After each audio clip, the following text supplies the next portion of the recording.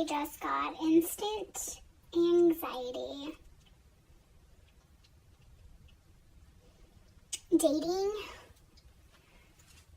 is for the birds, and I'm just not cut out for it. Like, why do you want to come drive by and say hi? I don't need it. I don't want it. I'm not ready for that. I don't get it. Like, can't we just chat a little bit? And then, like, coffee or something? Beer? Wine? Why does it always have to be like, oh, hey, let me come over? No, I don't want you to come over. This is my house. I mean, you are really cute, though.